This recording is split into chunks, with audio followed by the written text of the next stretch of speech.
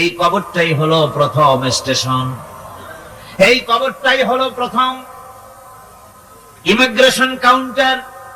এই জায়গায় যদি কেউ ধরা পড়ে যায়, কারো যদি চার্জশিট হয়ে যায়, সব জায়গায় ধরা পড়ে যাবে। হাসরে মিজানে সিরাতে কোনো জায়গায় নাজাত পাবে না। আর এই কবরটা যদি কেউ মুক্তি পেয়ে যায়, মিজান সিরাত হাসর সব জায়গা থেকে আল্লাহ তাআলা ভালোভাবে পার করে দিবেন। এটা হলো আসল জায়গা, মারাত্মক জায়গা, খুব মারাত্মক জায়গা। আমি এটাকে ইমিগ্রেশন কাউন্টার বলেছি আমার ভাষা। ইমিগ্রেশন কাউন্টার যারা বিদেশ ভ্রমণ করেছেন তারা জানেন।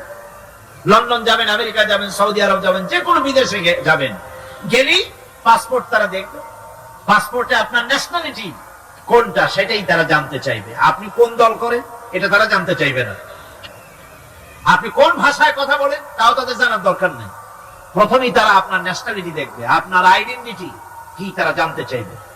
তারপরে যদি স্যাটিসফ্যাক্টরি হয়, আপনাকে ভিসা দিয়ে ভেতরে ঢোকবার ব্যবস্থা করে দেবে।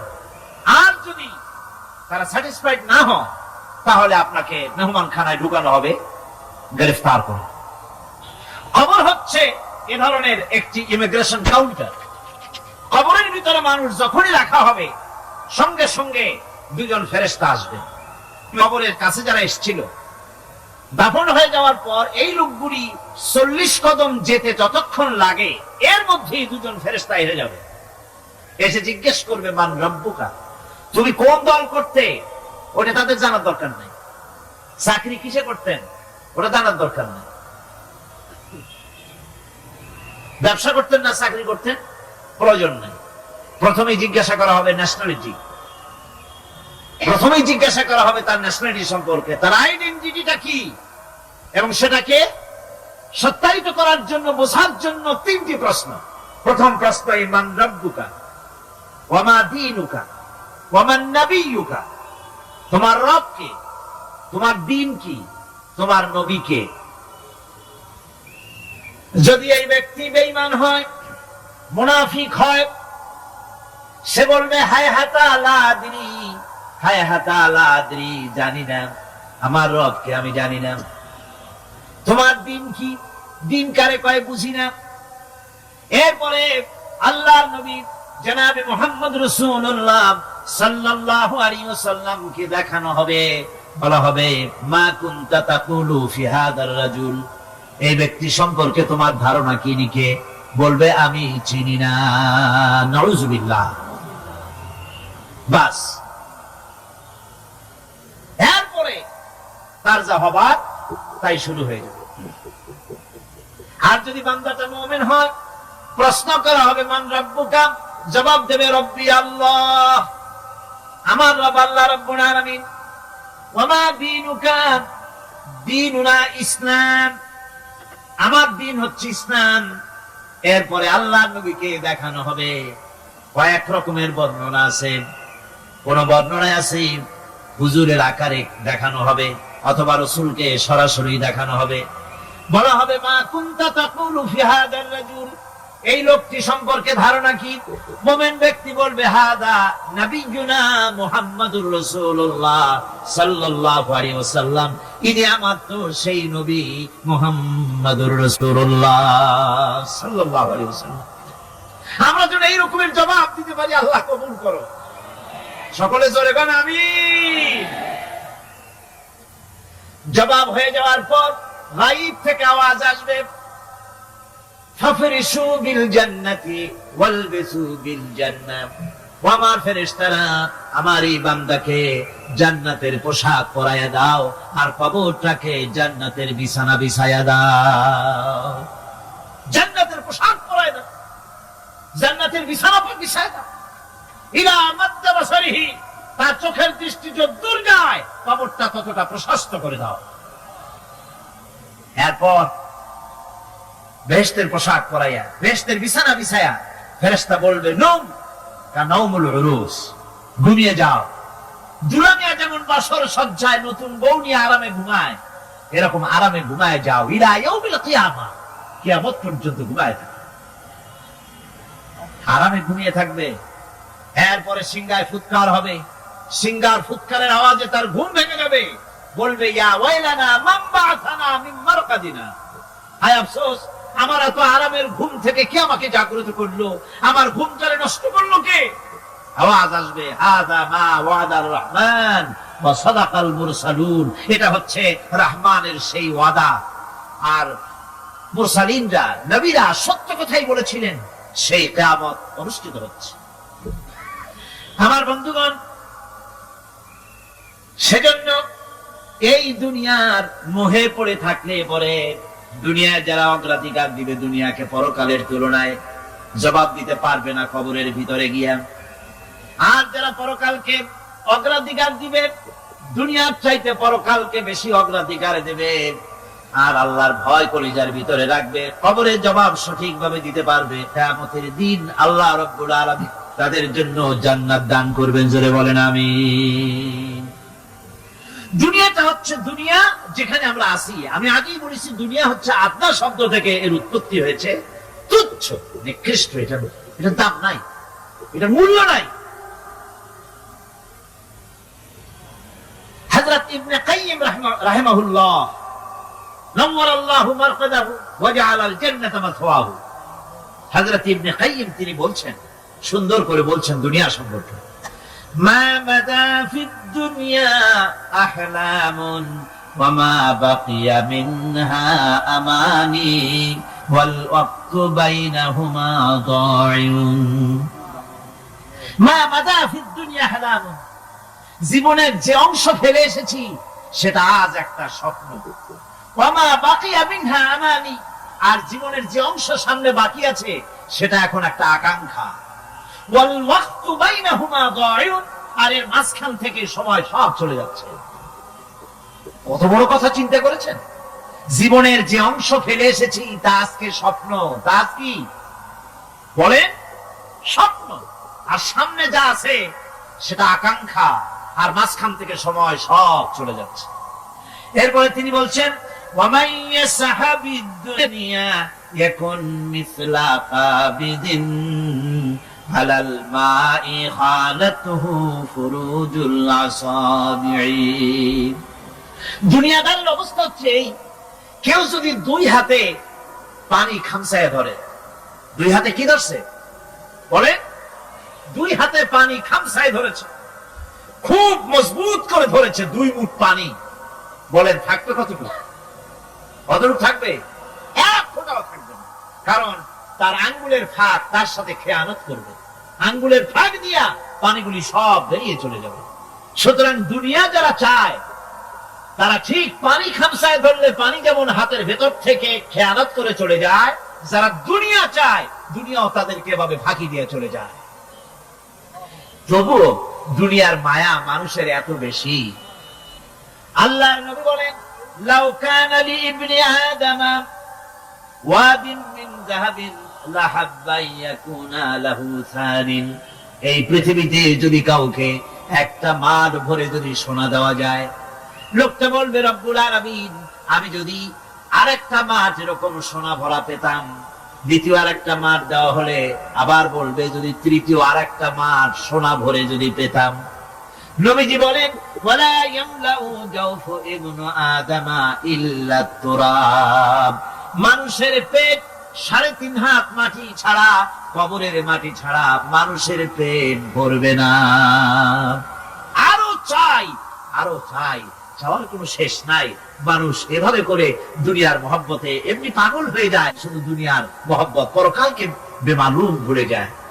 আমি কিন্তু এই কথা বুঝাতে চাই নাই যে পরকালের মহব্বতে, পরকালের ভয়তে বা পরকালের জন্য দুনিয়া আপনি বাজার ঘাট, বেচা কিনা, ব্যবসা বাণিজ্য সবকিছু ভুলে যান না, তা নয়। ভুল বোঝার কোনো কারণ নাই।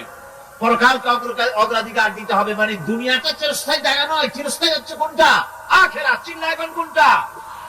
সুতরাং এখানে যা করতে হবে, আখিরাতের জবাবদিহিমূলক জীবন যাপন করতে হবে।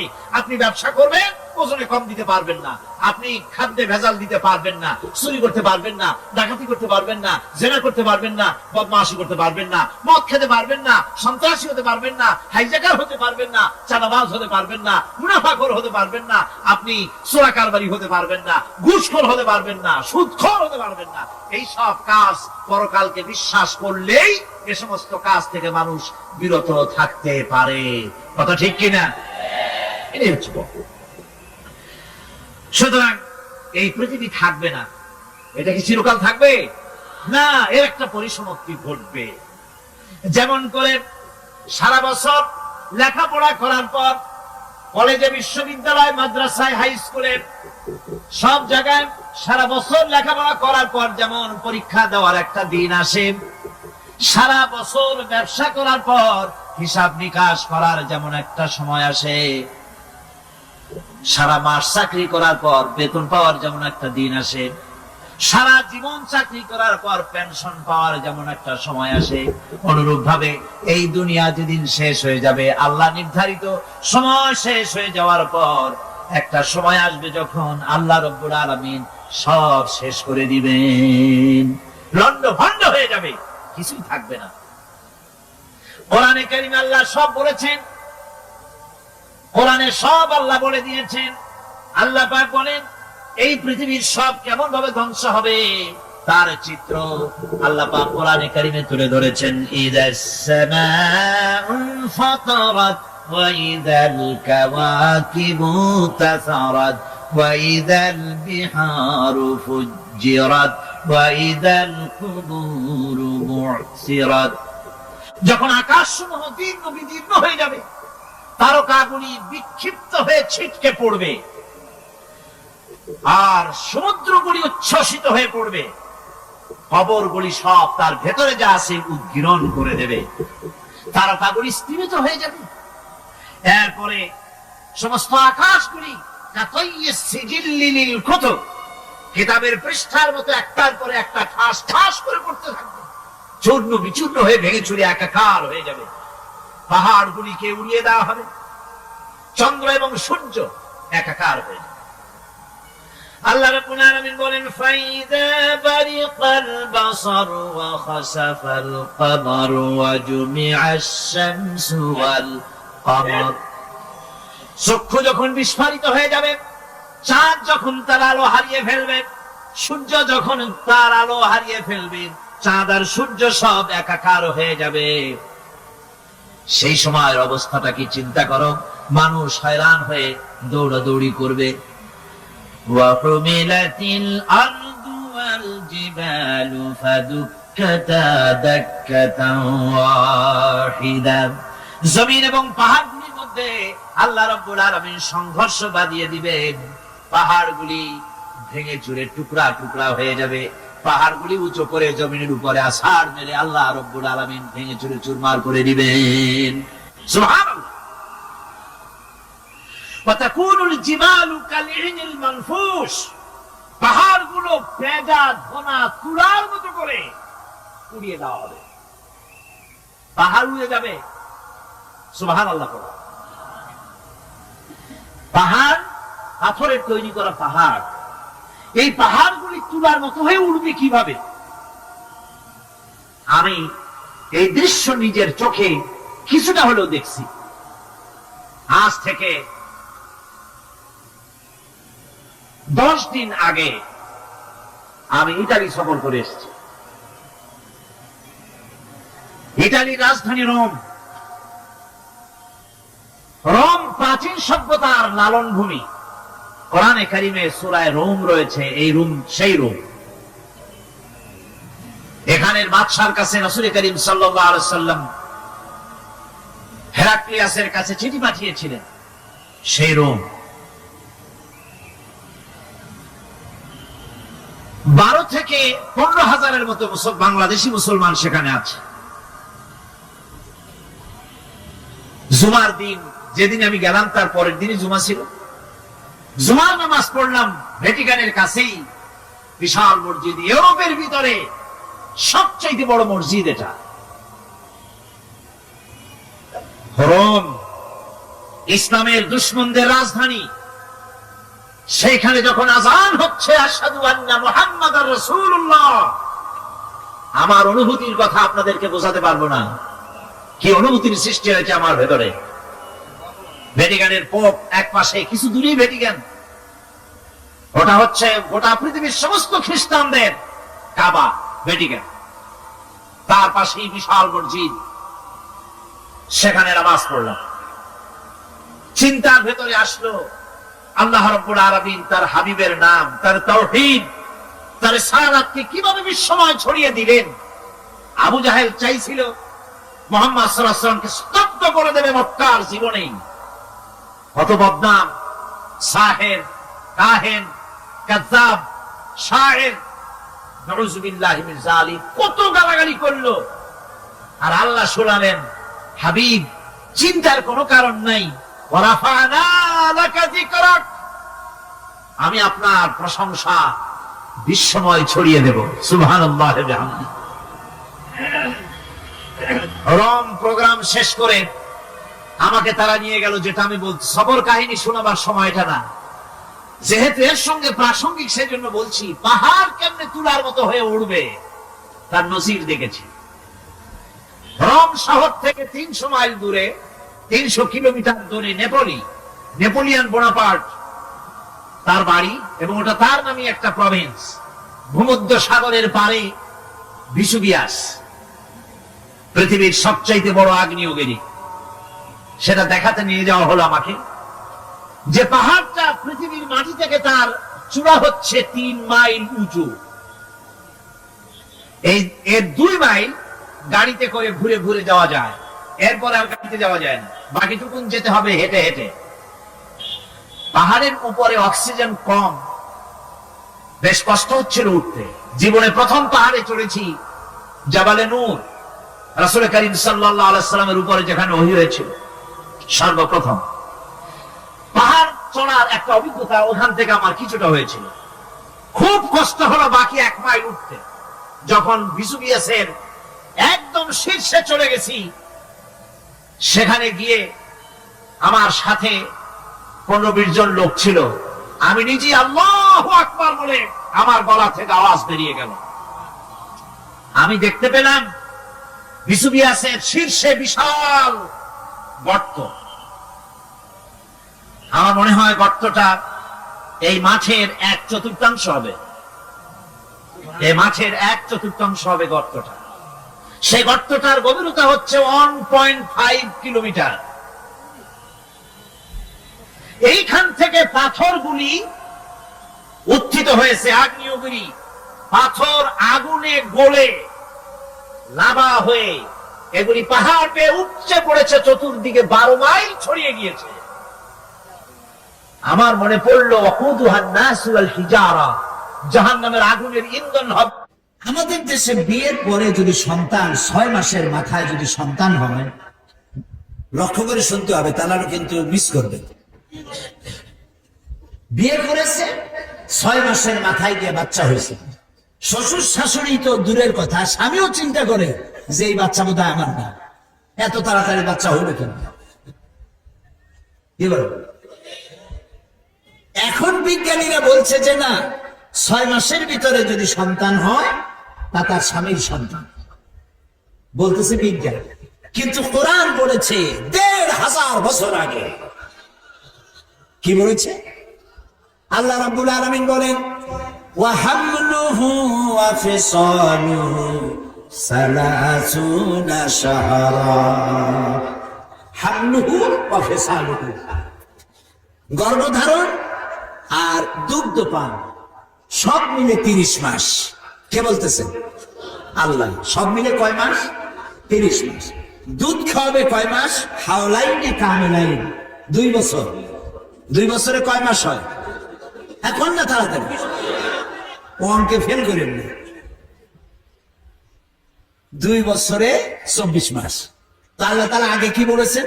ওয়া হামলুহু ওয়া ফিসালুহু 30 শাহরা, 30 মাস। 30 মাসে 24 মাস গেল দুধ খাওয়াইতে, থাকে কয় মাস? 6 মাস। এই 6 মাস গর্ভ, সর্বনিম্ন গর্ভের বয়স হলো 6 মাস। এটা বিজ্ঞান এখন বলতেছে। আর রাসূলকে দিয়ে আল্লাহ বলেছেন ১,৫০০ বছর আগে। পাগলেরা কয় কি বলে যে মোহাম্মদ সাল্লাল্লাহু আলাইহি ওয়াসাল্লাম তো মধ্যযুগে আসছে, তখন বিজ্ঞান ছিল না। সেই যুগের কথাগুলি এখন কি মানা যায়? এখন বিজ্ঞানের যুগ। আরে বাবা, তোমার বিজ্ঞান গেছে কতদূর? আমি মাঝে মধ্যে বলি বিজ্ঞান গেছে কই? বিজ্ঞান গেছে কেবলমাত্র চাঁদে, মঙ্গল গ্রহে যাইতে পারে নাই, স্পুটনিক পাঠাইছে। আর প্রথম একটা কি প্যারিসের নাম কি মনে আছে? হ্যাঁ, পাথফাইন্ডার। হ্যাঁ, এগুলো মনে রাখবেন, কাজে লাগবে, আমাকে অন্তত সাহায্য করতে পারবেন। তো পাথফাইন্ডার গেছে প্রথম, তারপরে স্পুটনিক পাঠাইছে। পৃথিবী থেকে ৪৯ কোটি মাইল দূরে হলো মঙ্গল গ্রহ, ৪৯ কোটি মাইল। সেখানে গেছে পাথফাইন্ডার। ওটার ৬ চাকার একটা গাড়ি, ওজন কম, ভিতরে ক্যামেরা আছে। ওটা গিয়া নামলো, নামার পরে সেখানে বসে সে ছবি উঠাচ্ছে মঙ্গল গ্রহে, আর ছবিগুলিকে ট্রান্সমিট করছে ওয়াশিংটনে অথবা হিউস্টনে, নাসা। হিউস্টন ইউনিভার্সিটিতে আমি প্রোগ্রাম করেছি, এবং হিউস্টন ইউনিভার্সিটির কাছেই হলো মহাশূন্য গবেষণাগার। নীল আর্মস্ট্রং, মাইকেল কলিন্স যে রকেটে করে চাঁদে প্রথম অবতরণ করছিলেন, সেই রকেটও আমি উঠছি, এবং ওই চাঁদের মধ্য থেকে তারা মাটি নিয়ে আসছে।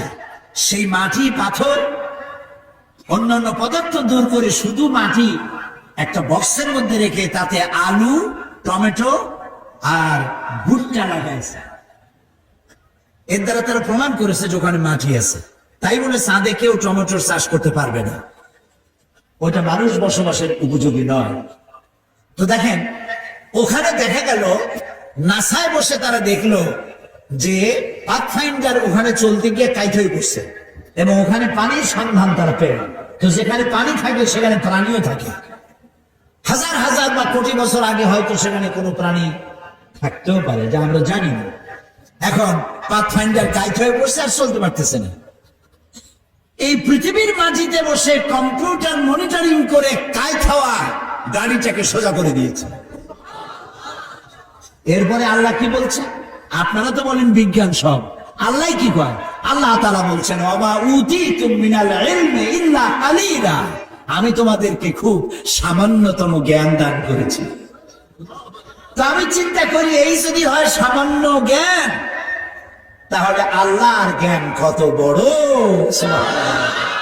সুবহানাল্লাহ। তো তোমরা যারা বলো যে বিজ্ঞান সব আর কোরআন হলো ১৪০০ বছরের পুরানা, তাদেরকে বলতে চাই, তোমার বিজ্ঞান কেবল গেছে চাঁদে।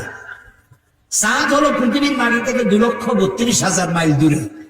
এর দূর গেছো, যাই আমি সব বুঝে বেড়াইছি, দেখে বেড়াইছি। আরে সূর্য তো ৯,৩০,০০,০০০ মাইল দূরে, তার থেকে তারকাগুলি আরো দূরে, ওর থেকে আরো তারকা আরো দূরে, তার থেকে আরো বহু বহু দূরে আকাশ, তারপরে দ্বিতীয় আকাশ, তৃতীয় আকাশ, চতুর্থ আকাশ। তো তোমার বিজ্ঞান গেল কেবল ২,৩২,০০০ মাইল দূরে। তাহলে আকাশ, দুনিয়া থেকে আকাশের দূরত্বের তুলনায় তোমার বিজ্ঞান কেবলমাত্র ঘরের থেকে বারান্দায় নামছে। বারান্দা বুঝেন তো? বারান্দায় নামছে। বারান্দায় নামিয়ে কও যে চলে গেছি। মা হচ্ছে একটা অক্ষর, মা। আহারে, একটা অক্ষর মা। মনে হয় সারা দুনিয়ার সব মধু আল্লাহ একটা অক্ষরের মধ্যে ঢুকিয়ে দিয়েছে, মা। বিদেশ থেকে যখন সন্তান আসে, চাকরি বাকরি করে সৌদি আরব, কুয়েত, কাতার, সকলের চোখ থেকে বার্ষের দিকে আমার জন্য আনছে কি? একমাত্র মা মুখের দিকে তাকায়, আহারে বাসার মুখটা শুকায় গেছে, খায় নাই কিছু। ও বাবা, কখন খাইছিস? আর কেউ বলে, যিনি মা হারাইছেন তিনি বুঝবেন কি হারাইছেন। কেউ জিজ্ঞেস করবে না খাইছো কখন, ঠিক মতো জায়গা মতো পৌঁছে গেছো কিনা জিজ্ঞেস করে না। এজন্য কবি বলেছেন, বিদেশে বিরাজ্যে যার পুত্র মারা যায়, পশু পাখি না জানিতে আগে জানে মা। মায়ের পরিচয় টান লেগে যায়, সহ্য করতে পারে না। সুতরাং মায়ের জন্য আল্লাহ তাআলা দোয়া করতে বলেছেন, আমার কাছে দোয়া করো। কে দোয়া শুনেছে? মা বাবার জন্য আমার কাছে দোয়া করো।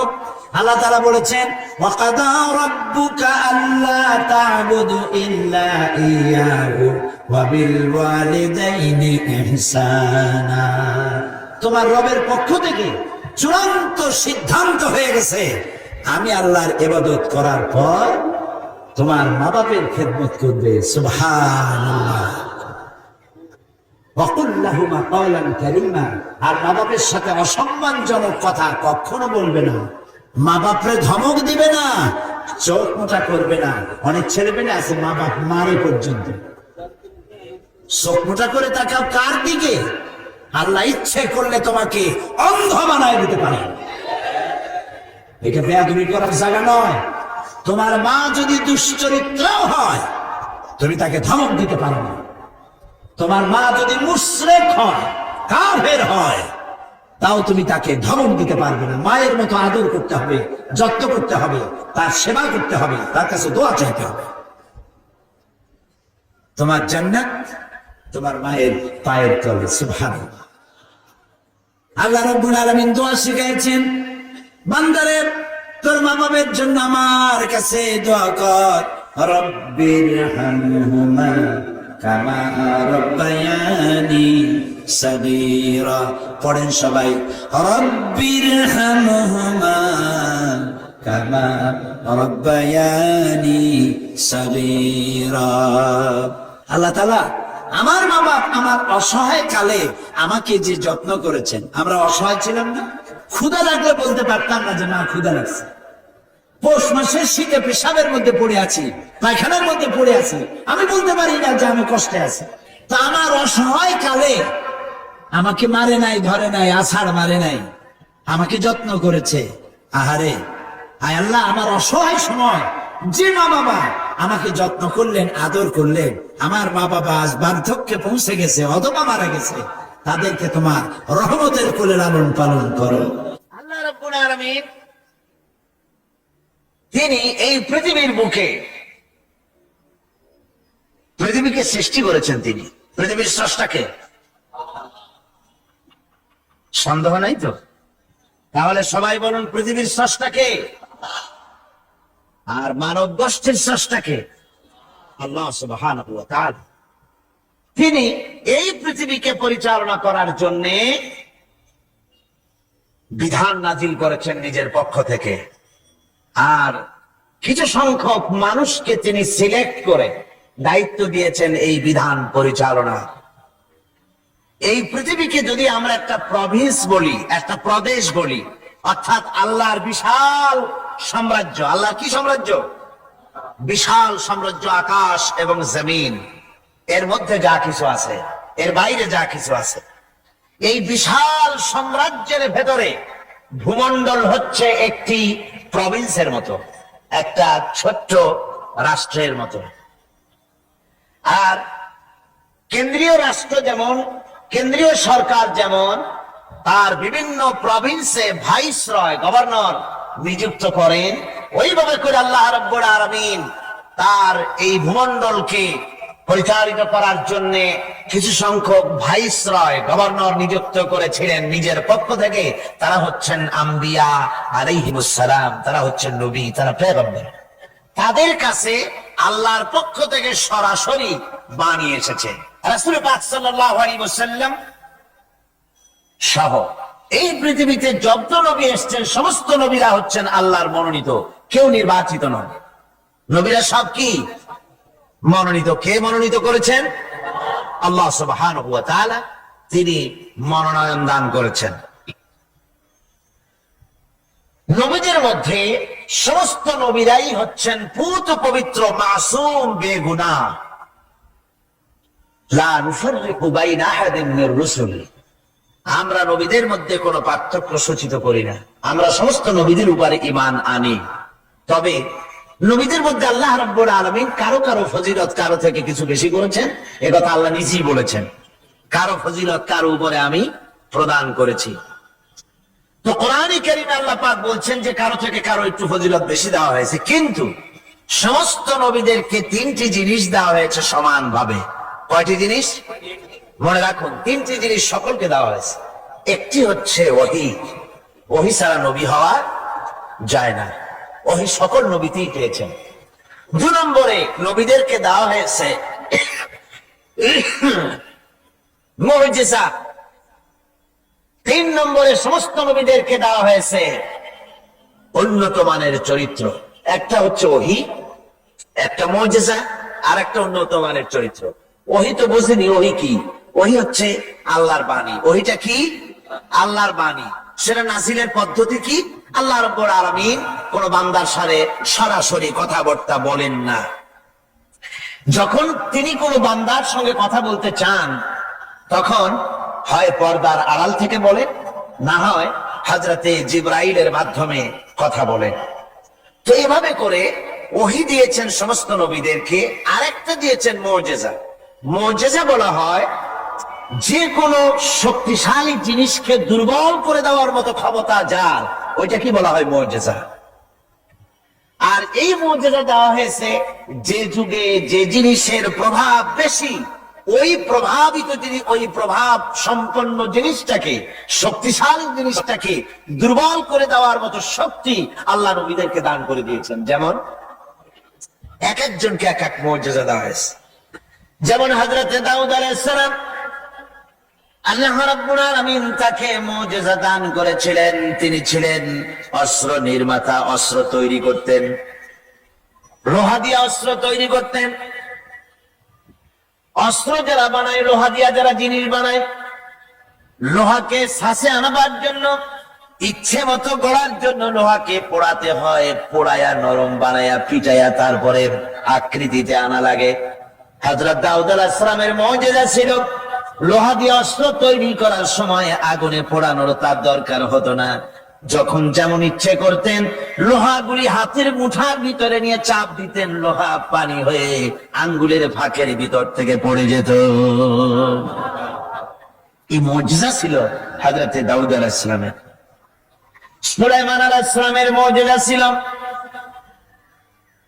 তক্তার উপরে বসতেন, কোন রকমের ইঞ্জিন, কোন রকমের মেশিন ছাড়া তক্তার উপরে বসে যেতেন। তক্তা হাওয়ার উপরে ভেসে বেড়াতো, ইচ্ছে মতো তামাম দুনিয়া তিনি সফর করতেন, বিনা ইঞ্জিনে এটার উপরে তিনি চড়ে বেড়াতেন। ঈসা আলাইহিস সালামের জামানায় চিকিৎসার প্রভাব বেড়েছিল দারুণ ভাবে। সে সময় আল্লাহ রাব্বুল আলামিন তাকে মুজিজা দিলেন। অন্ধ লোকের চোখের উপরে হাত বুলোতেন, অন্ধ সাথে সাথে চক্ষুমান, দৃষ্টিশক্তি সম্পন্ন হয়ে যেতেন, চক্ষুষ্মান হতেন। কুষ্ঠ ব্যাধিগ্রস্ত লোকের গায়ে হাত বুলিয়ে দিতেন, সঙ্গে সঙ্গে তার রোগ ভালো হয়ে যেত। এ ছিল তার মুজিজা। হযরতে মূসা আলাইহিস সালামের জামানায় মুজিজা ছিল, সেই জামানায় প্রভাব ছিল জাদুর, জাদুর প্রভাব। এই সময় আল্লাহ রাব্বুল আলামিন তাকে মুজিজা দিলেন, জাদুকে দুর্বল করে দেওয়ার মতো ক্ষমতা তার হাতে দিয়ে দিলেন। কোরআনে কারীমে রব্বুল আলামিন বলছেন, ওয়ামা তিলকা বিয়ামিনিকা ইয়া মূসা। হে মূসা, তোমার ডান হাতে ওটা কি? মূসা আলাইহিস সালাম বললেন, হিয়া আসায়, এটা একটা লাঠি, এর উপরে আমি ভর করে দাঁড়াই, এ দিয়ে আমি গাছের পাতা পাড়ি, ছাগল ভেড়ারে খাওয়াই, এ দিয়ে আমি ছাগল ভেড়াগুলি বন্য প্রাণী থেকে রক্ষা করি। এর উপরে মাঝে মধ্যে আমি অনেক সময় দাঁড়ায় থেকে ক্লান্ত হলে এই লাঠির উপরে ভর করে দাঁড়াই। তাছাড়াও আরো অনেক কাজ আমি এই লাঠি দিয়ে করি। প্রশ্ন হচ্ছে, আল্লাহ জিজ্ঞেস করলেন তোমার ডাইন হাতে ওটা কি? জবাব দিলেই সারে এটা একটা লাঠি, এ দিয়ে গাছের পাতা পাড়ি, ভেড়া ছাগল ঠেকাই, তারপরে আমি এর উপরে ভর করে দাঁড়াই। এত কথা দরকার কি? দরকার এই জন্যে আসে যখন কথা বলার সুযোগ পায় মাশূকের সাথে, মন চায় সময়টা অল্পের মধ্যে যেন শেষ না হয়ে যায়। এখানে আশেক হচ্ছেন হযরত মূসা আলাইহিস সালাম, মাশূক হচ্ছেন আল্লাহ সুবহানাহু ওয়া তাআলা। তিনি কথা বলছেন, এই কথার সুযোগটা যেন অল্পের মধ্যে শেষ না হয়ে যায়, এই জন্য সময়টাকে দীর্ঘায়িত করার জন্য মুসা আলাইহিস সালাম এ ধরনের বক্তৃতা বিবৃতি করতেছিলেন। আল্লাহ রাব্বুল আলামিন বললেন, মুসা রে, তুমি বলেছো এটা লাঠি, আর লাঠির ফজিলত তুমি বর্ণনা করেছো, এছাড়াও লাঠির মধ্যে আর একটা কুদরত আছে, তুমি জানো না? তুমি তোমার হাতের লাঠিটা ছেড়ে দাও। লাঠি তিনি ছেড়ে দিলেন।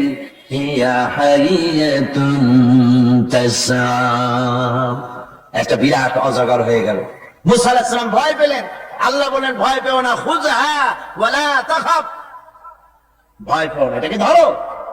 মুসা আলাইহিস সালাম দেখলেন আল্লাহ বলতেছেন ভয় পেও না, এরপর তো ভয় করাই উচিত না। মুসা আলাইহিস সালাম ধরলেন, সাথে সাথে সাপ কি হয়ে গেল? লাঠি হয়ে গেল।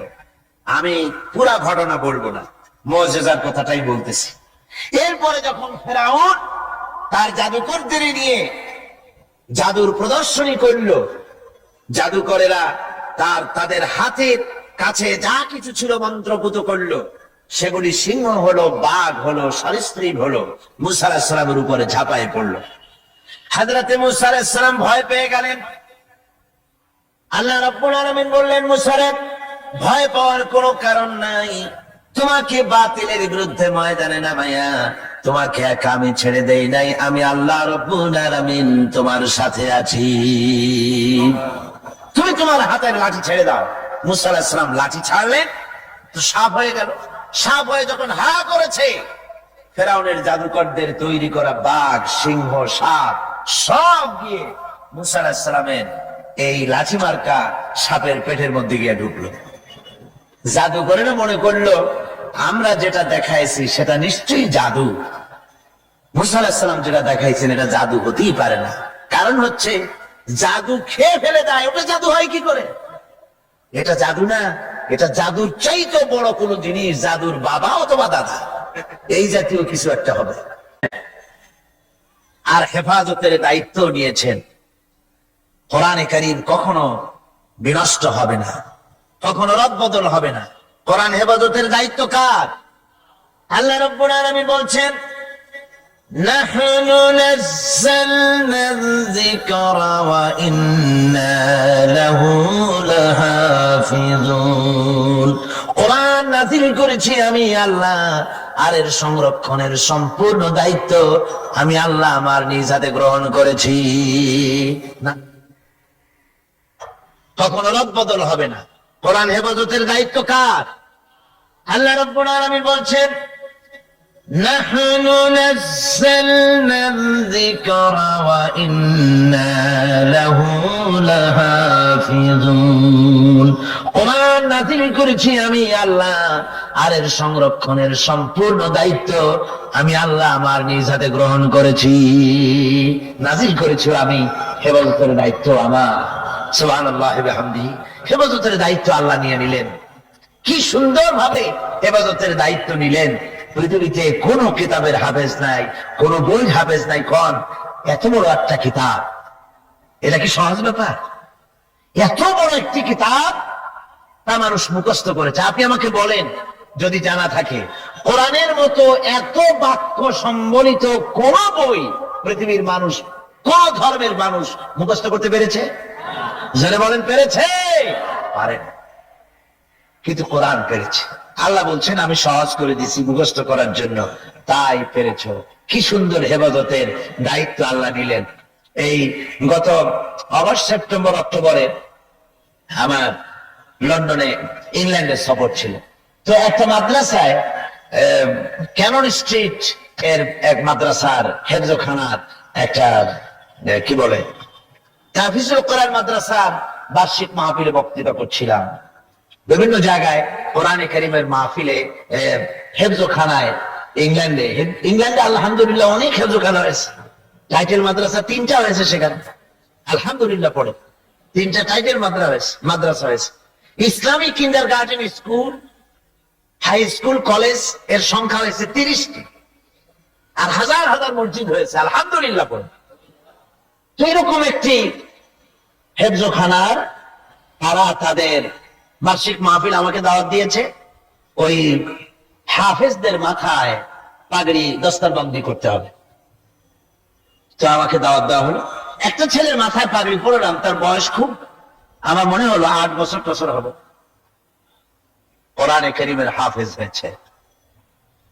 তাকে পাগড়ি পরে আলোচনার মধ্যে আমি বললাম যে আল্লাহ পাক যেন আটলান্টিক মহাসাগরকে একটা ঝিনুকের মধ্যে ভরে দিয়েছেন। এই বাচ্চা ছেলেটা একটা ঝিনুকের মতো, আর কোরআনে কারীম আটলান্টিক মহাসাগরের মতো, তার থেকেও বড়।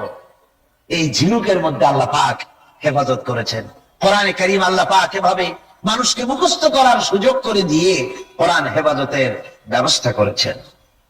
এই কোরআনে কারীম যার উপরে অবতীর্ণ হয়েছে তিনি হচ্ছেন বিশ্বের সর্বকালের সর্বযুগের সর্বশ্রেষ্ঠ মহামানব। তিনি হচ্ছেন বিশ্ব নবী জনাবে মুহাম্মদ রাসূলুল্লাহ। সবাই বলেন সাল্লাল্লাহু আলাইহি ওয়াসাল্লাম। মহিলা কোন ভোট নিজের ইচ্ছা মতো দিতে পারে না স্বামীর ইচ্ছা মতো দিবে? আপনি আপনার ইচ্ছা মতো দিবেন। কথা বুঝতে পেরেছেন? আপনি আপনার ইচ্ছা মতো দিবেন।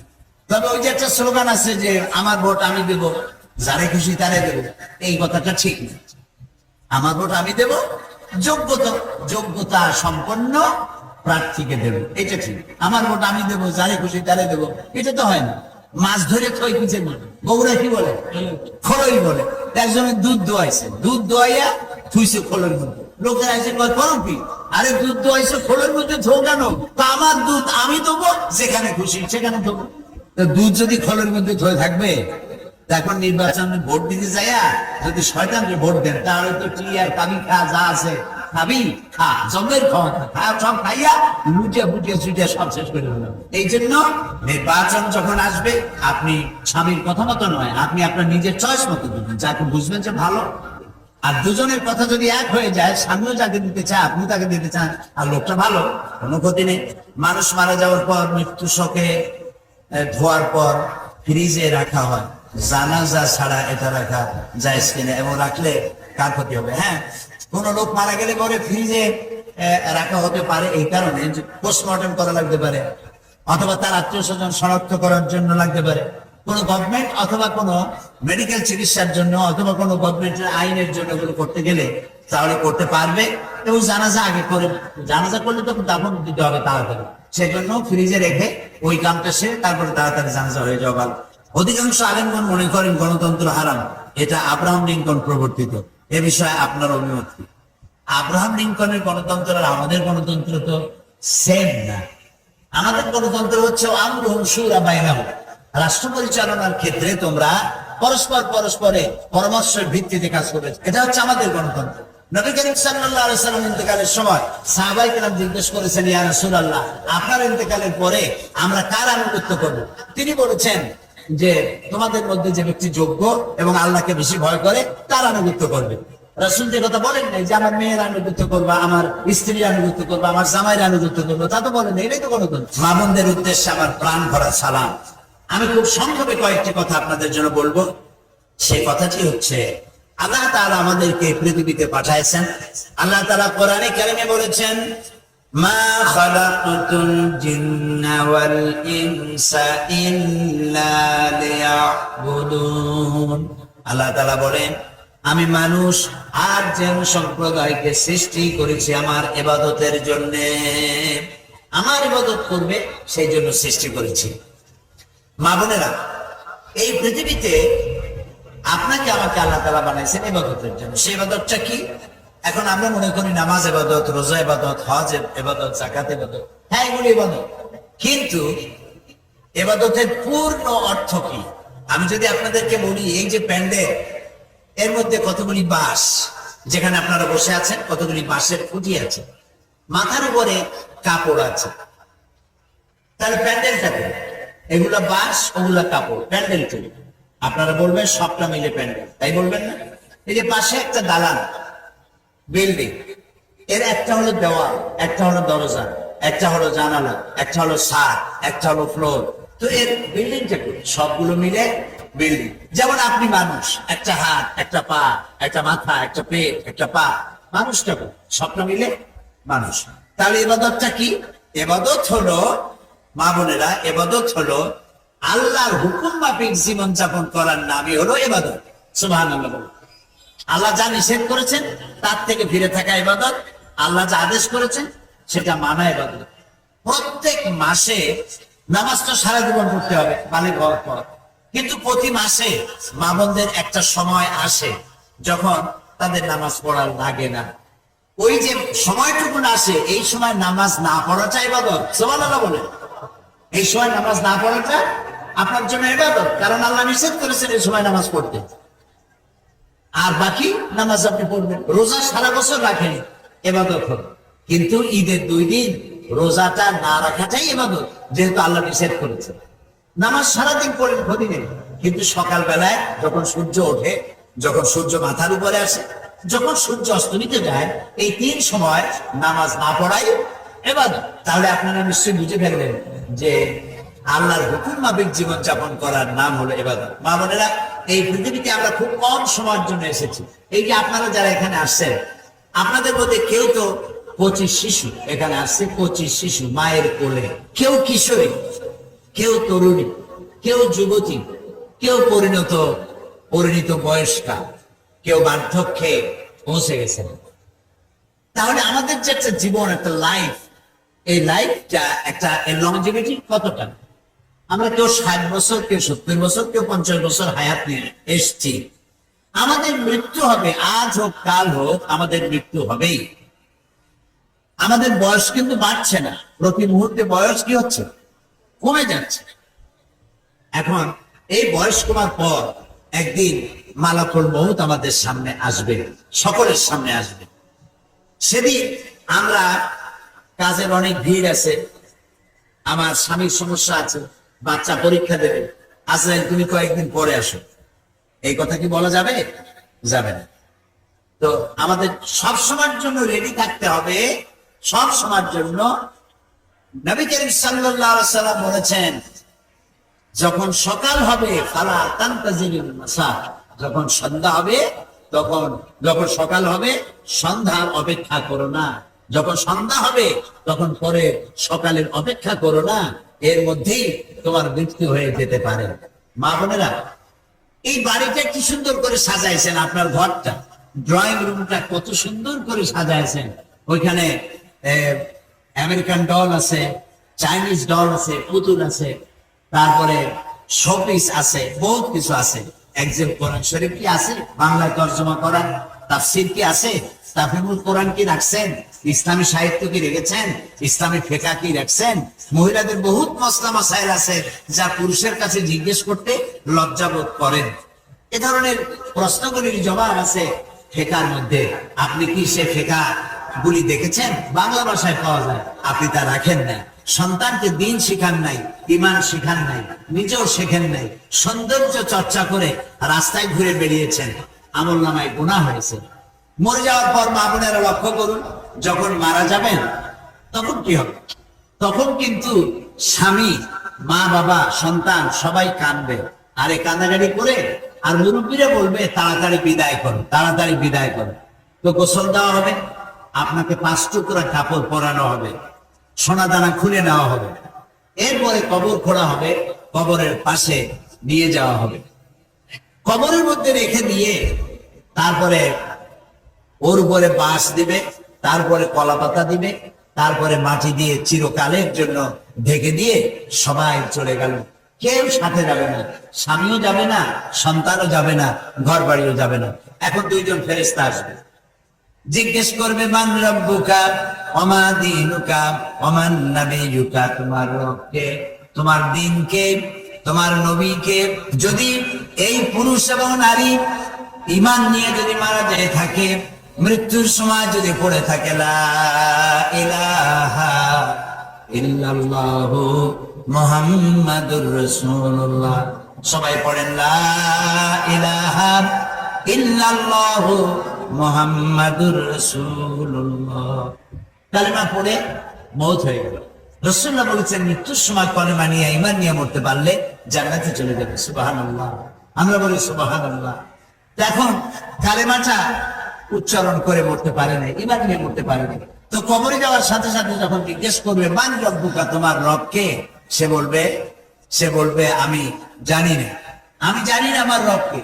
আমার নবীকে, তোমার নবীকে, বলবে যে আমি জানি না।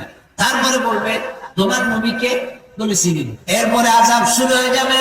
আর যদি ঈমান নিয়ে যদি মারা যায়, জিজ্ঞেস করবে মান রব্বুকা, তোমার রবকে, বলবে রব্বি আল্লাহ, আমার রব আল্লাহ।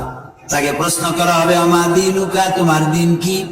বলবে দীনুনাল ইসলাম, আমার দিন হলো ইসলাম।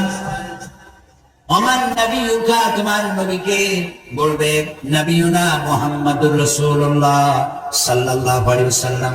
সবাই বলেন সাল্লাল্লাহু আলাইহি ওয়াসাল্লাম। এরপরে রাসূলকে দেখানো হবে, মা বোনেরা, কবরের ভিতরে রাসূলকে দেখানো হবে।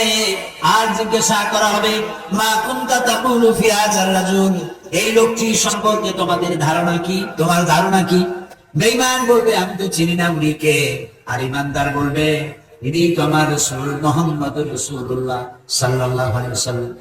আল্লাহ রাব্বুল আলামিন কবরবাসীর জন্য গায়ব থেকে আওয়াজ দেওয়া হবে, আল্লাহর পক্ষ থেকে বলা হবে ফাবরিসু বিল জান্নাহ ওয়ালবিসু বিল জান্নাহ, ও আমার ফেরেশতারা, আমার এই কবর পড়ার জন্য, এই বান্দা বা বান্দির জন্য জান্নাতের পোশাক পরায় দাও আর জান্নাতের বিছানা বিছায়া দাও। সুবহানাল্লাহ। আর বলা হবে আমার এই বান্দা বান্দি চোখ যদ্দূর যায়, ইলা মাদ্দা বাসারিহি, যদ্দূর চোখ যায় তদ্দূর এই কবরটাকে প্রশস্ত করে দাও। তারপর বলা হবে নম কানাম আরুস, দুলামিয়া যেমন বাসর সজ্জায় আরামে ঘুমায় যায়, তুমিও সেভাবে ঘুমায় যাও। ইলা ইয়াউমিল কিয়ামা, কিয়ামত পর্যন্ত ঘুমায় যাও। সুবহানাল্লাহ। মা বোনেরা, এই মৃত্যু যেন ইমানের মৌত হয়, সেজন্য আপনাদেরকে দিন ইমানের উপরে চলতে হবে। আর মনে রাখতে হবে মেয়ে লোকদেরকে আল্লাহ বেশি ফ্যাসিলিটি দিয়েছেন। মেয়ে লোকদেরকে এই যে নারী নীতিমালা, কেয়ারটেকারের আমল একটা নারী নীতিমালা বাইরে হয়েছিল, আমরা এটা বিরোধিতা করেছি। নীতিমালা তো ওরা বানাইতে গেল, নীতিমালা তো কোরআন শরীফ আল্লাহ দিয়ে দিয়েছেন। আল্লাহ তো এমন কিছু নাই যা কোরআনে বলেন না। মেয়ে লোকে কি পাবে, তার অধিকার কতটুকু, সব কোরআন শরীফে বলা হয়েছে। কোরআনের নীতিটাই মুসলমানদের জন্য জরুরি। সুবহানাল্লাহ। সেই জন্য মা বোনেরা, মহিলারা যখন গর্ভবতী হয়, যখন স্বামী কর্তৃক গর্ভবতী হলো, পেটের ভিতরে সন্তান আসছে, তখন তার শরীরে কিছুটা পরিবর্তন আসে, মুখে রুচি থাকে না। এই যে মুখে রুচি নাই, খাইতে পারে না, যতদিন পর্যন্ত খেতে পারে না, মুখে রুচি নাই, ততদিন পর্যন্ত ইবাদত করলে, রোজা রাখলে পরে যত সওয়াব হতো, আল্লাহ রাব্বুল আলামিন এই সওয়াব ওই মায়ের আমলনামায় লিখে দেন। এরপরে বাচ্চা পেটের মধ্যে নড়াচড়া করে, মা ঘুমাতে পারে না, মা ঘুমাতে পারে না, যতদিন পর্যন্ত এই অবস্থা থাকে, রাত জেগে জেগে ইবাদত করলে যত সওয়াব হতো, সমস্ত সওয়াব আল্লাহ তাআলা আমলনামায় লিখে দিবেন। মায়ের দাম কত বেশি? আপনার দাম, আপনি মেয়ে লোক, আপনার মসজিদে যাওয়া বাধ্যতামূলক নয়, পুরুষের জন্য ওয়াজিব। আপনার আযান দেওয়া দরকার নাই, আপনার ইকামত দেওয়া দরকার নাই। আল্লাহ অনেক সহজ করেছেন আপনার জন্য, অনেক সহজ জান্নাতে যাওয়া পুরুষের তুলনায়। আর মর্যাদা কত বেশি চিন্তা করতে পারি না, কত মর্যাদা আল্লাহ আপনাদের দিচ্ছে। সাহাবী জিজ্ঞেস করেছেন ইয়া রাসূলুল্লাহ, খেদমত করব কার? হুজুর বলেন তোমার মায়ের। কার? তোমার মায়ের। তারপরে কার? তোমার মায়ের। তারপরে কার? তোমার পিতার। তাহলে বাপের চাইতে মায়ের মর্যাদা কয়গুণ দিলেন রাসূলুল্লাহ? 3 গুণ বাড়াই দিলেন। সুবহানাল্লাহ। আমি প্রায় জায়গায় বলি, আমরা পুরুষ, আমাদের পায়ের তলায় জুতা বা স্যান্ডেল, আর আপনারা মায়ের জাতি, আপনাদের পায়ের তলে সন্তানের জান্নাত রেখে দিয়েছেন আল্লাহ তাআলা। কত সম্মান! এই মর্যাদা আপনার। এই পৃথিবীতে ফেরাউন নমরুদ, তারা বলে, ফেরাউন এবং নমরুদরা বলেছে আনা রাব্বুকুমুল আ'লা মা আলিমতু লাকুম মিন ইলাহিন গায়রি, আমি জানি না আমি ছাড়া কোন ইলাহ আছে কিনা, আর আমার চাইতে শক্তিশালী কে আছে। একথা নমরুদ বলেছে, ফেরাউন বলেছে, হামান বলেছে, সাদ্দাত বলেছে, পুরুষরা বলেছে, কোন মেয়ে লোক বলে নাই। বরং মেয়ে লোকের মর্যাদা দেখুন। সর্বপ্রথম ঈমান আনার প্রশ্ন যখন উঠল রাসূলের কাছে, সর্বপ্রথম ঈমান আনলেন যিনি, তিনি একজন মহিলা, তার নাম হযরতে খাদিজাতুল কুবরা রাদিয়াল্লাহু তাআলা আনহা। যখন শহীদ হওয়ার প্রশ্ন ইসলামের জন্য রক্ত দেওয়ার দরকার হলো, সর্বপ্রথম যিনি রক্ত দিলেন তিনি হযরতে সুমাইয়া রাদিয়াল্লাহু তাআলা আনহা। রাসূলুল্লাহ যখন দুনিয়া থেকে বিদায় হয়ে যান, সর্বশেষ যার কোলের উপরে মাথা রেখে জীবনের শেষ নিঃশ্বাস পরিত্যাগ করলেন, তিনি একজন মেয়ে লোক। হযরতে আয়েশা সিদ্দিকা রাদিয়াল্লাহু তাআলা আনহা। সুবহানাল্লাহ। নারীর কত মর্যাদা, দুনিয়াও আল্লাহ মর্যাদা দিয়েছেন, আখিরাতে মর্যাদা দিয়েছেন। সুতরাং কোরআন যদি আমরা মানতাম, আমাদের সমাজ যদি কোরআন মানত, স্বামীরা যদি এটা বুঝতো, তাহলে নারীদের উপরে অত্যাচার করতেন না, নারীদেরকে গালাগালি করতে রাসূল নিষেধ করেছেন। মান অভিমান হতেই পারে, স্বামী স্ত্রী মান অভিমান হতেই পারে, রাগারাগি হতে পারে, কিন্তু তাই বলে স্ত্রীকে মারপিট করবে, গালাগালি দেবে, মা বত্তুরে গালাগালি দেবে, এগুলো নিষেধ করা হয়েছে। হযরত আয়েশা সিদ্দিকা রাদিয়াল্লাহু তাআলা আনহা তিনি বলেছেন, রাসূলুল্লাহ ইসলামের কাজ করে, দ্বীনের কাজ করে, কিন্তু রাষ্ট্রপ্রধান ছিলেন, রাষ্ট্রপতির দায়িত্ব পালন করে ঘরে এসেছেন। ঘরে খাবার ছিল না, খাবার তৈরি করতে দেরি হয়েছে, আমার খাবার তৈরি হতে দেরি আছে, রাসূল ক্ষুধার্ত। রাসূলুল্লাহ আমার দিকে চোখ মোটা করে তাকান না, আমাকে ধমক দেন না, বরং আমার পাশে বসে রুটি তৈরি করে অথবা রুটি ছেঁকে দিয়ে অথবা তরকারি কুটে আমাকে সাহায্য করেছেন আল্লাহ রাসূল। সুবহানাল্লাহ। এই হচ্ছে ইসলাম। স্ত্রী হওয়া মানে কারো কাশ্মীরে যাওয়া নয়। এক শ্রেণীর পুরুষ আছে, বিয়ে করছে মায়ের খেদমত করার জন্য, মা বাবার খেদমত করার জন্য বিয়ে করছে। এগুলো খুলনা বরিশালের দিকে শুনেছি, বহুরায় এরকম কয় কিনা আমি জানি না। মা বাবার খেদমতের জন্য বিয়ে করছে, এটা ঠিক না।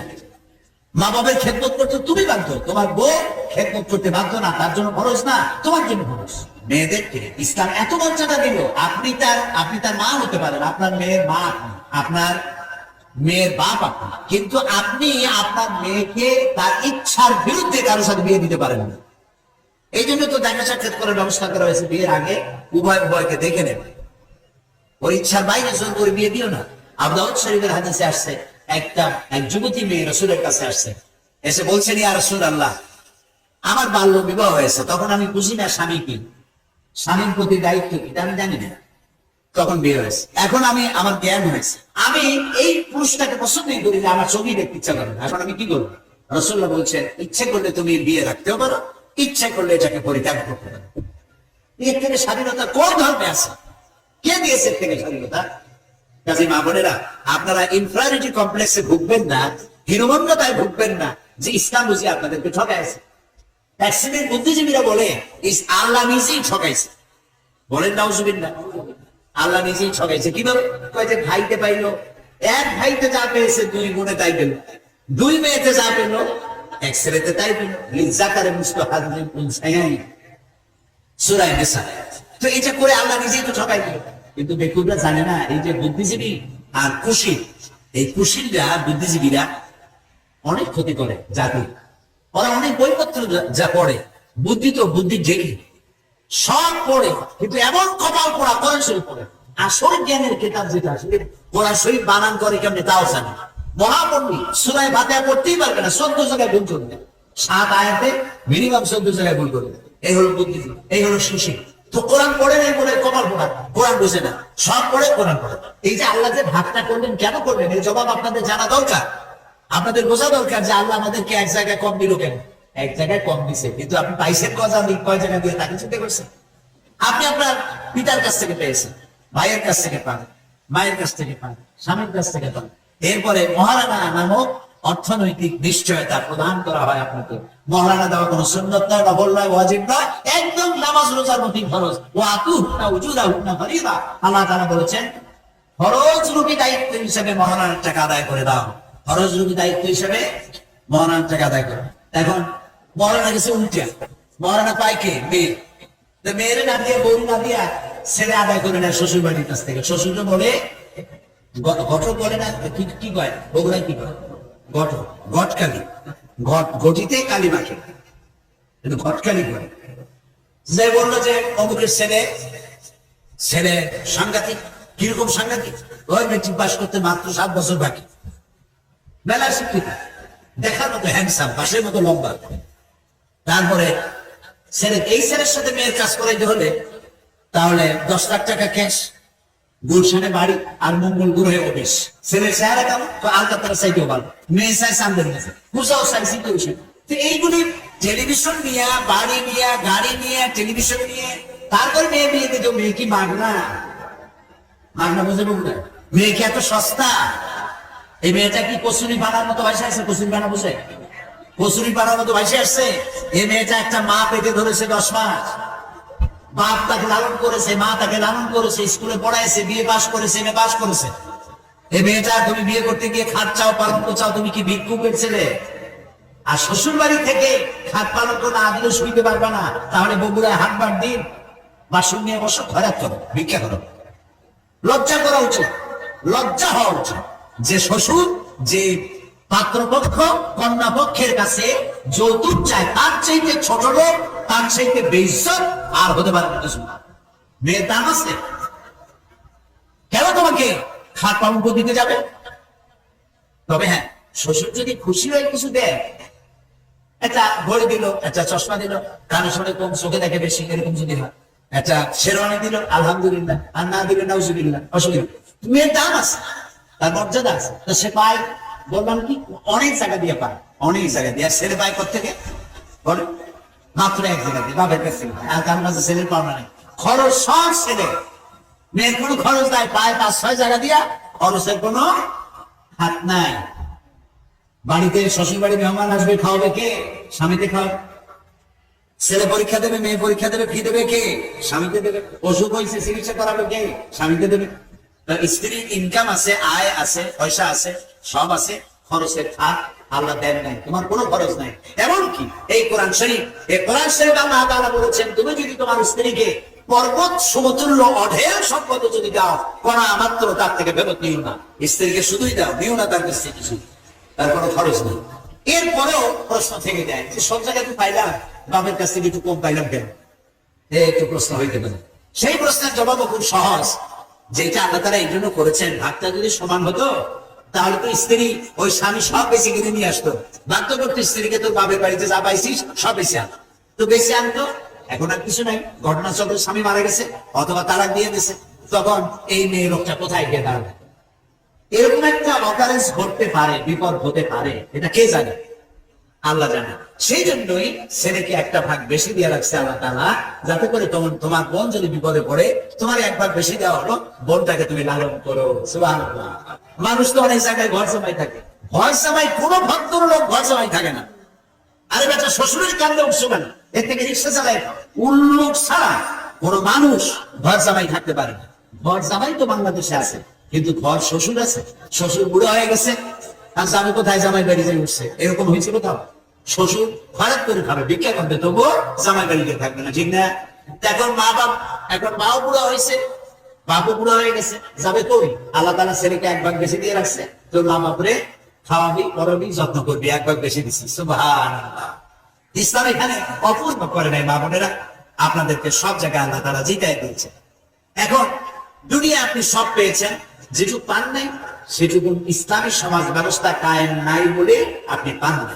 ইসলামী সমাজ ব্যবস্থা যদি কোনোদিন সৌভাগ্যক্রমে আল্লাহ তাআলা এই জমিনে দেন, তাহলে আপনারা আপনাদের অধিকার ফেরত পাবেন।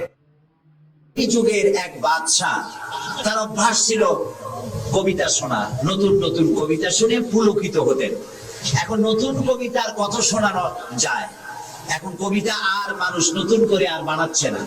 ফলে রাজা তার মন্ত্রীদেরকে ডেকে বলল যে বাজারে সোহরাত করে দাও, যে ব্যক্তি নতুন কবিতা রাজাকে শোনাতে পারবে তাকে 10 সহস্র মুদ্রা পুরস্কার দেওয়া হবে। মন্ত্রীরা বলল, এটা তো সর্বনাশ হবে, এই নতুন কবিতা লোকেরা বানায় আনবে আর আপনি 10 সহস্র করে মুদ্রা দিয়ে দিয়ে রাজভান্ডার তো শেষ হয়ে যাবে। রাজা বলল, না, আমার বুদ্ধি আমার কাছে, তোমরা শুধু এইভাবে ঘোষণাটা দিয়ে দাও, আর 3টা লোক দাও আমাকে, একবার শুনলে মুখস্থ হয় এরকম একজন দাও, 2বার শুনলে মুখস্থ এরকম আরেকজন দাও, 3বার শুনলে মুখস্থ এরকম আরেকজন দাও। স্মৃতিশক্তি সম্পন্ন এরকম 3 জন লোক পাওয়া মোটেই কষ্ট হলো না। বাজারে সোহরাত করে দেওয়া হলো। নতুন নতুন নতুন নতুন কবিতা তৈরি করে কবিরা আসতে লাগলো, দিচ্ছে। আপনারা খাবেন না, আমি তো বলে দিয়েছি, ফ্যান সরাই দেন পিছনের দিকে, পিছনে লাগাই দেন আমার পিছনে। এখন এখন কবিরা কবিতা রচনা করে নিয়ে আসছে, নতুন কবিতা শুনতেছে রাজা। কবিতা শুনে শখ মিটাইয়া রাজা বলছে, এটা কি একটা নতুন কবিতা হলো? কবি, এটা তো আমি জানি। কবি বলছেন, আপনি জানবেন কি? এগুলো তো আমি তৈরি করেছি, কত হোমওয়ার্ক করে রাত জায়গা কষ্ট করে এটা তৈরি করেছি, আর আপনি বলছেন আমি জানি। বাদশা বলছে শুধু আমি না, তোমার বিশ্বাস হয় না? এই যে আমার পাশে যে সব পারিষদের লোকেরা যারা বসে আছে ওরাও জানে। কবি চ্যালেঞ্জ করলো অসম্ভব, আমি সারা রাত জেগে জেগে কষ্ট করে রুদ্ধদ্বার কক্ষে বসে বসে কবিতা রচনা করেছি, কারো জানার কথা না। তোমার বিশ্বাস হয় না? ওই যে একবার শুনলে যার মুখস্থ হয় তারে বললো তুমি শোনাও তো, সে দাঁড়ায় শোনাই দিল। দুইবার শুনলে যার মুখস্থ হয় তার তো দুইবার শোনা হয়ে গেছে, বললো তুমি শোনাও, সেও শোনাই দিল। তিনবার শুনলে যার মুখস্থ হয় তার তো তিনবার শোনা হয়েছে, বললো তুমি শোনাও তো, সেও শোনাই দিল। কবি বেচারা বেকুব হয়ে হেঁটে গেল। এরকম কবিদের কাছ থেকে নতুন নতুন কবিতা শুনে শখ মেটাতে মেটাতে এক চালাক কবি অবস্থাটা বুঝে ফেলেছে। সে বুঝে এক কবিতা তৈরি করে এনেছে, এনে বলছে যা বানা আমি এক কবিতা এনেছি। বললো না যে নতুন কবিতা এনেছি, কবিতা এনেছে। বাদশা বললো শোনাও। কবি কবিতা শোনালেন। তার কবিতার অর্থ ছিল এরকম যে, হে রাজা, আপনার পিতার আমার পিতার সাথে ছিল গভীর বন্ধুত্ব। এই বন্ধুত্বের সূত্র ধরে আপনার পিতা আমার পিতার কাছ থেকে 10,000 রৌপ্য মুদ্রা ধার করেছিলেন। চুক্তিপত্রে লেখা ছিল আপনার পিতার আমার পিতা মরে যাওয়ার পর আপনি আপনার পিতার উত্তরাধিকার সূত্রে আমার পিতার কাছে দেনা হিসাবে 10,000 রৌপ্য মুদ্রা আমাকে পরিশোধ করবেন। বাদশা শুনিয়া চিন্তা করলো সর্বনাশ, আমি যদি বলি যেটা আমি জানি আর সাথে লোকেরাও জানে তাহলে তো সাক্ষী প্রমাণ হয়ে গেল, তাহলে তো 10,000 মুদ্রা না রৌপ্য মুদ্রা দেওয়া লাগবে, কি সাংঘাতিক কথা। রাজা তখন বলল, কবি এতদিনে নতুন একটা কবিতা তুমি আমার শোনালে, আমিও জানি না আমার লোকেরাও জানে না। আমি এই গল্পটি আপনাদেরকে শোনালাম এই জন্যে যে সেই যুগের লোকেরা যতটা পাগল, আহাম্মক, বেকুব আমরা মনে করি, এরকম বেকুব ছিল না, আহাম্মক ছিল না। তাদের শৌর্য ছিল, তারা স্বাধীন চেতা ছিল, বীরত্ব গাথা ছিল তাদের। তারা কারোর অধীনতা স্বীকার করতো না, বুদ্ধি ছিল, প্রজ্ঞা ছিল, মেধা ছিল, সব ছিল। শুধু একটি জিনিসের অভাবে তারা চুরি করত, ডাকাতি করত, জিনা করত, ব্যভিচার করত, হত্যা করত, এগুলিকে কোনো অপরাধ মনে করত না। সেই জিনিসটির নাম ছিল বহির্জ্ঞান। সেই জিনিসটির নাম ছিল কি?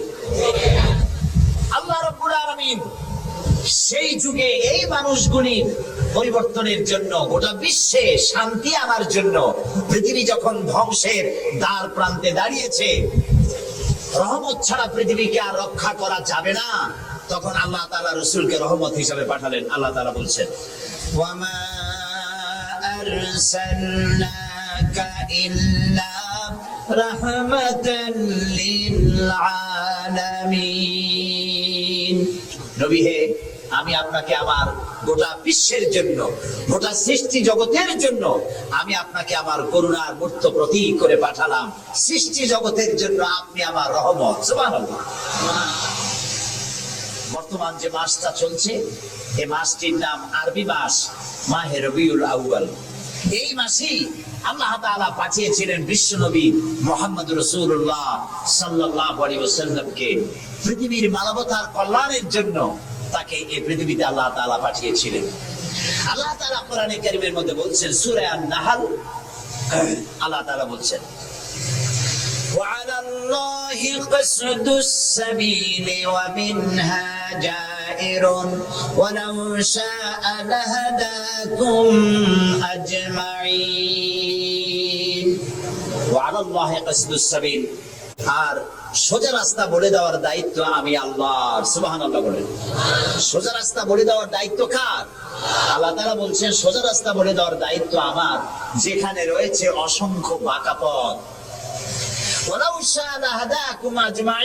আর আমি যদি ইচ্ছে করতাম তাহলে গোটা বিশ্বের সমগ্র মানব মণ্ডলীকে আমি হেদায়েত করে দিতাম। এখানে প্রশ্ন ওঠে, তাহলে তিনি হেদায়েত করলেন না কেন? এই যে পৃথিবীতে নানামুখী মানুষ, কেউ আল্লাহ মানে, কেউ মানে না, কেউ নামাজ পড়ে, কেউ পড়ে না, কেউ মদ খায়, জিনা করে, এই যে নানামুখী নানা চরিত্রের মানুষ, আল্লাহ বলছেন আমি হেদায়েত ইচ্ছে করলে সবাইকে করে দিতে পারতাম, তাহলে তিনি করলেন না কেন? এর কারণ হচ্ছে আল্লাহ তাআলা